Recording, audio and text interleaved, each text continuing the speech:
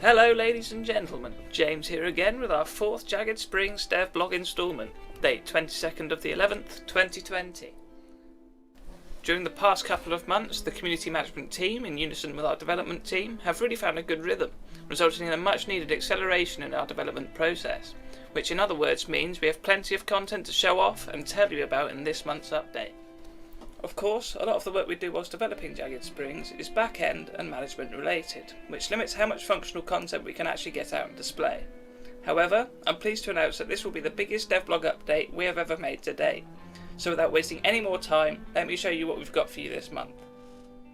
We will start off with the rank and administration system. This being a custom-built feature for our server meant this took a fair amount of time to come into fruition.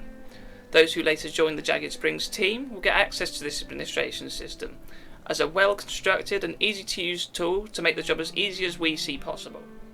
The administration system also includes a well-constructed logs database, which is not only easy to understand, but allows the administrators to track and gather any information they need in relation to a player's in-game activity, all in the effort to make the administrator job less cumbersome.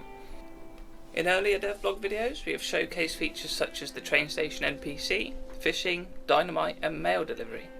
These mentioned being developed early on with lesser experience meant we felt they got left behind slightly in the quality side of things. These now have had an overhaul, and we would like to reintroduce them to you in their new attire.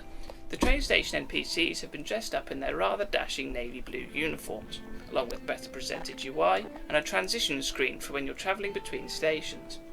With pride, they also wear their gold-plated Jaggedsprings logos, as they work day in, day out for the company. Fishing has near enough been rebuilt, in a way that requires a little bit more player interaction in order to complete the task. Players first off can vary the distance in which they throw the line, dependent on how long they hold the rod back for. When players receive a bite, a reel bar appears on screen showing their progress made reeling it in. The fish and junk items that emerge from the water on the player's rod are determined by a chance percentage, with the rarer fish having better hunger replenishment and sale prices. The mail system has also been revisited, just to make it that little bit more functional, as now it has descriptions of the place of delivery and provides players with 2 job options. Small jobs send the players into the Greenwood town to make their deliveries, whereas large jobs will require the player to travel across the map to fulfil their duties. These jobs have cooldowns as they pay rather well, the large job paying more handsomely.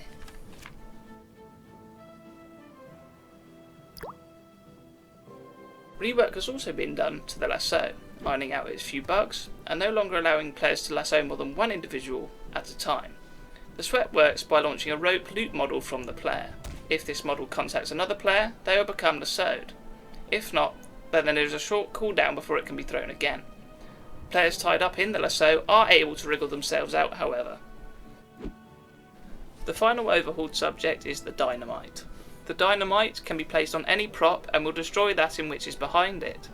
Placement location can be determined by a ghosted version of the model, displayed to the player using the sweat.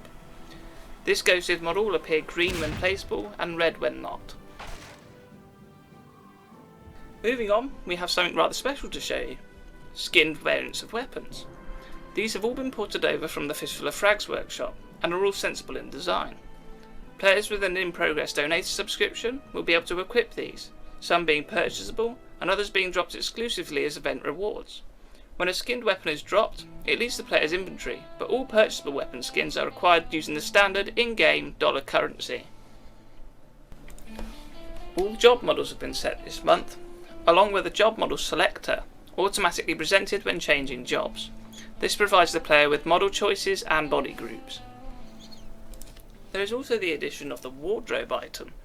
This is purchased from the general store and is placeable by players. This item allows players to change their attire, as it presents all the suits in which they have purchased. This next instalment may be popular with fans of Back to the Future and Fistful of Dollars.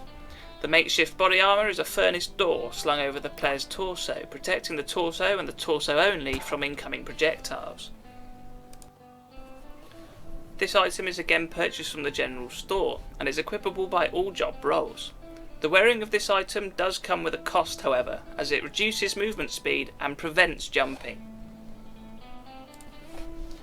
We now have this bit of pop-up UI which appears on a player's screen upon joining the server. This body of text informs players on the premise of Jagged Springs and what they can look forward to doing on our servers.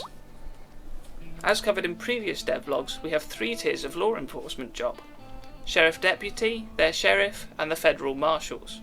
Each will be offered a different set of equipment when borrowing from our all-new weapons locker system. This locker offers the Enforcer 1 melee, 1 sidearm, and 1 long-barreled weapon. Borrowing weapons will cost the player a small amount of currency, which can be returned if the weapons are put back. Weapons in the locker are relatively competitive, but not so to give the Law Enforcer an unfair advantage. The next thing to show is the all-new Stable Hand NPC. Similar to the general store, this NPC both buys and sells horses and motor wagon. Outside the stables in which the stable hand is located are hitching posts that allow the summoning and dismissal of owned transport. Players are only able to have 1 mount active at any given time. If your noble steed or not so noble motor car is fashioned into a colander by another player, then fear not, as you are able to return to the stables and spawn another.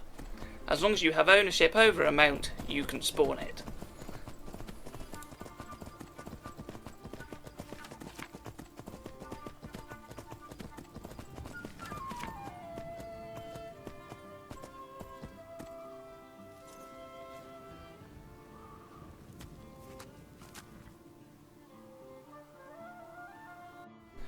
Players can now earn money through the cook role and begin their stew brewing tycoon.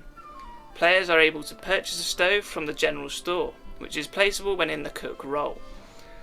Players will also need a cooking pot to accompany their stove, as this is the vessel in which a wonderful stew will be made. With the addition of 1 vegetable, 1 protein and 1 canned food, the stove can make a pot of stew with such a divine scent all townsfolk will want a bowl. The pot of stew splits into 3 bowls, which all fully replenish one's hunger.